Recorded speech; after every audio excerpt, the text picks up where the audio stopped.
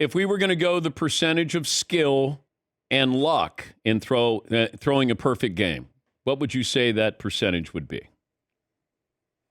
Well, it's an interesting point because not every pitch thrown in a perfect game is a perfect pitch. So when you do make a mistake, the hitters have to cooperate, right? And miss it or pop it up. And certainly there were a few of those last night for Domingo German. But I will say this, there's much more stress in a perfect game. Every time you get to a 3-ball count, you know you can blow it with a walk.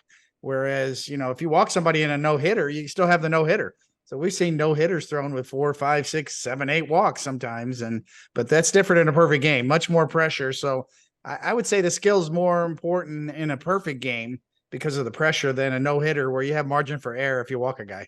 I'm wondering, more pressure is felt by the pitcher in a perfect game or his teammates in a perfect game?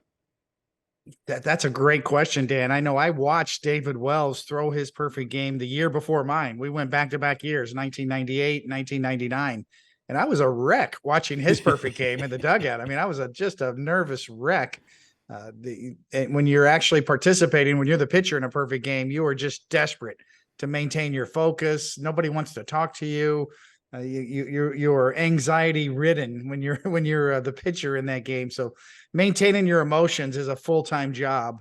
Whereas actually watching it, boy, you allow all those negative thoughts to creep into your mind. What if he blows it? What if something happens? You have more time to think if you're actually watching it. As a pitcher, when you take the mound, is your goal to throw a perfect game every time you take the mound? I mean, do you have to have that mindset when you go out there?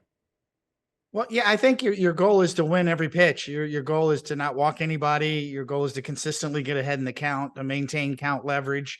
So yeah, in that sense, I guess, you certainly want to win every at bat. You want to get everybody out that you can. And then when you do give up hits, you kind of brush it off because that's to be expected. But yeah, your mentality is sort of going in, strike one, I'm going to get this guy out, I'm going to get ahead of him and then get him out and stay on top of the hitters all day long.